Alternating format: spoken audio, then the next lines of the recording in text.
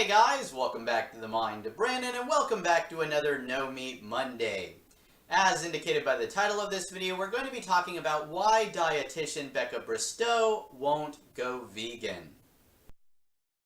If you guys are new to my channel, hello and welcome. My name is Becca. I am a registered dietitian and I make lots and lots of videos about health and nutrition and just some lifestyle stuff as well. So I'm obviously going to be talking about why I'm not going vegan in this video, but I also just want to say that if you've ever seen my What I Eat in a Day videos, I eat a lot of plant-based foods and plant-based meals. In fact, I always get comments on my What I Eat in a Days where people will say like, ugh, I thought she was vegan until a dinner rolled around and now I am not watching her videos ever again. I think everyone could benefit from having more plant-based foods in their diet 110%. In fact, that's what my master's thesis is pretty much on. So yeah, I like plant-based foods a lot. I eat a lot of them, but I don't necessarily want to eat only them. So right off the bat, I actually kind of like this video that Becca has posted about why she's not going vegan. We have a non-vegan dietitian who's admitting to the benefits of a more heavily plant-based diet. She's not saying things like, oh, veganism's bad for you, nobody should go vegan. In fact, she seems to be saying that she simply doesn't want to go vegan. She doesn't want to eat only a plant-based diet.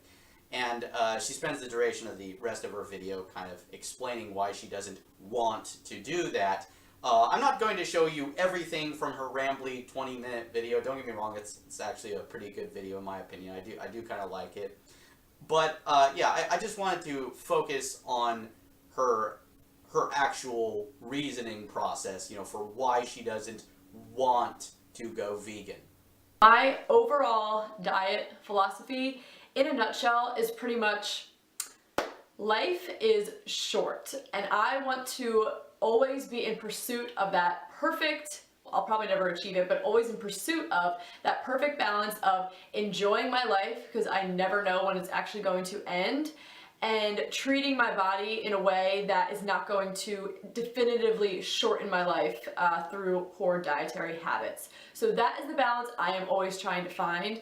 If you've been on my channel before, you know I am all about balance. I am not about cutting anything out. I'm about avoiding extremes because that is what I'm trying to do. I'm trying to enjoy my life while also, pursuing longevity and trying to take care of myself. I'm not necessarily saying that someone on a vegan diet is not enjoying their life. Not in the least.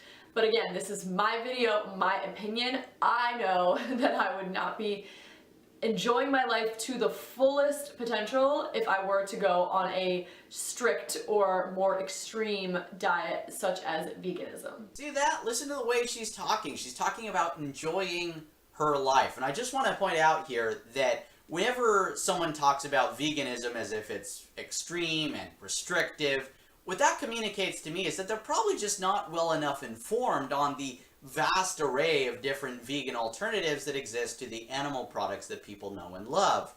Going vegan doesn't mean you have to give up pizza and hamburgers and hot dogs and bacon and eggs and steak and ice cream. No, you just swap out the ones that are made with animal products for the ones that are made with plant-based products. Companies like Gardein and Beyond Meat have actually done a great job of coming up with all sorts of different kinds of mock meat that actually taste like real meat from actual, pigs or cows or chicken or turkey or fish. There's a company called Follow Your Heart that did a great job of developing a vegan egg, right? And of course there's all sorts of vegan cheeses and vegan milks, right? The point, of course, is no, veganism is not extreme and restrictive. People need to stop saying that because it's just not true, okay? Now, it is true that, not all stores and restaurants you might go to are going to have all these great vegan alternatives. That's true. But is veganism to blame for that? Does that mean veganism is extreme and restrictive? No, that's on the store or restaurant. It's the store or restaurant that is neglecting to carry this stuff. One of my favorite things in the world to do, it's pretty simple, but it is my husband and I's favorite thing to do, and that is to go out to eat. We love to go out to eat. We are not crazy party goers. We don't do crazy trips or anything like that. Our idea of a good time is on a Friday or Saturday night, going out to dinner, having, you know, a glass of wine or two, or he likes martinis, and just enjoying each other's company, sharing a meal, just relaxing, having someone, you know, come serve us. It's just like, it is our favorite thing to do. And I know that for me personally, again, speaking for myself, if I were to go vegan, those situations would drastically change. Now, if I were to go out to a restaurant as a vegan, would I be able to find something to eat? Yeah, probably. I could probably figure out something. But for me, that would cause a lot of stress, not knowing that, like, oh, there may only be like one thing I can eat, if that, or like I'm gonna have to make substitutions or blah, blah, blah. Again, some people that may not bother you, but that bothers me. I don't like to think about that. I like to just be relaxed. I like to go and enjoy a healthy meal. You know, I don't go overboard. I don't eat crap. But, you know, for me, that would just really change those situations for me, and that is one of my favorite things to do. So why would I already eat a really healthy diet. Like, why do I need to make this even further step, and that's a little bit more extreme, if it would really affect my life in all these little ways? Also, I think it's important to note, I do not live in like a cool city with like trendy vegan, vegetarian restaurants. No, I live in freaking Delaware. There is nothing in Delaware, people. I don't have all these cool restaurants that I could go to and enjoy going out to eat as a vegan. It's not possible for me here, which is another reason why it would never happen.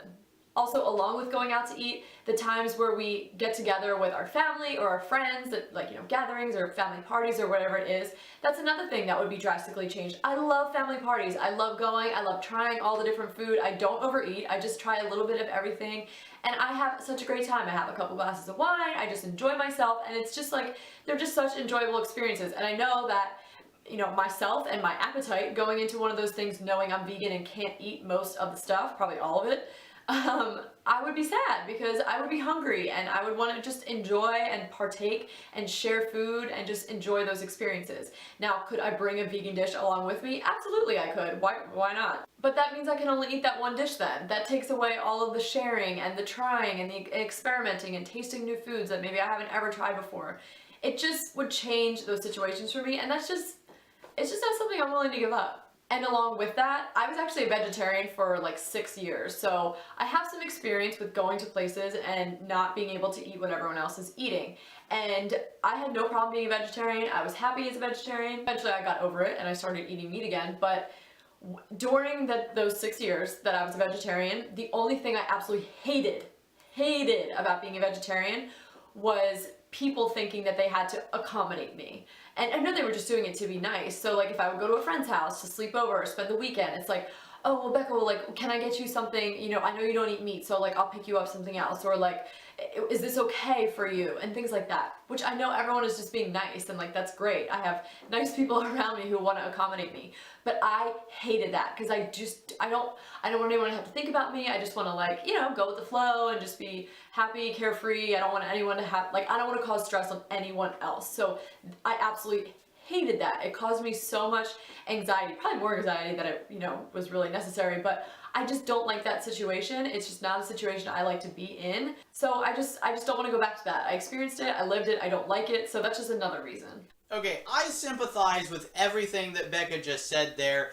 As I mentioned before, even though there are all these great vegan alternatives that exist to the animal products that people are used to, that doesn't mean that those vegan alternatives are always going to be readily available at the places that we go to eat, whether it's a store or a restaurant or a family get-together, right? I know what it's like to go to a restaurant, you're looking at the menu, yeah, there's some vegan stuff, but one of the reasons this is one of my favorite restaurants is because of the stuff that I used to eat here before I went vegan, right? I know what that's like.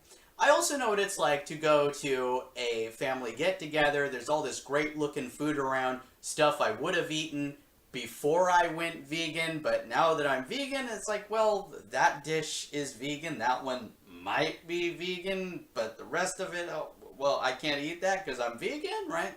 I know what it's like to be that person that, you know, gets the phone call from whoever's hosting the family get-together. You go, oh, what special accommodations would you like us to make for you? Yeah, I don't like that either. I totally get where you're coming from. That being said, I'm a firm believer that there is such a thing as being vegan, except on special occasions, right? right? And so if you go to dinner with your husband once a week, that's a special occasion. You go to a family get-together every now and then, that's a special occasion. Okay? You can be vegan the vast majority of the time, except on special occasions. Okay? You can do that. Now, a lot of vegans would disagree with me. They'd say, what the hell? There's no such thing as a weekend vegan or someone that's vegan except on special occasions. You're either vegan or you're not, god damn it! And they're very adamant about that. Okay? But if we're being practical and realistic, then we're going to accept that the world we live in at the present time is not a vegan world. Even though there are all these great alternatives that exist, all these great vegan alternatives to the animal products that people are used to, even though they exist, they're not always going to be readily available at the places that we go to eat. And thus, at the present time, it's not really practical to expect vegans to be 100% vegan 100% of the time, never stray from the path under any circumstance whatsoever. In fact, the present accepted definition of vegan, according to the Vegan Society, which, by the way, if my history is accurate, it was the guy who founded the Vegan Society who invented the word vegan in the first place, right? And the definition has actually been changed a bunch of times since then. But at the present time, the accepted definition of vegan, according to the Vegan Society, is what is it? I'll paraphrase a bit here. It's something along the lines of you're minimizing on the use of animal products as far as is possible and practicable. Okay? Is it practical to expect people to be perfect vegans who never stray from the path under any circumstance whatsoever? No. Not with the world the way it is at the present time. It's not a vegan world. Okay? Some of us are in better circumstances to be vegan more of the time. Like myself, I can pull it off pretty well the vast majority of the time. There are others of us who are not in as great a circumstances. Okay? So, Becca, you can totally be vegan the vast majority of the time, except on special occasions. You can do that. I'll leave you with that. So that's it for this video, guys. I hope you all enjoyed it. If you did, please give it a thumbs up and share it with other people. If you're interested in watching my future videos, please subscribe to this channel if you haven't already. And I will see you all in the next one. So have a good one, guys, and peace.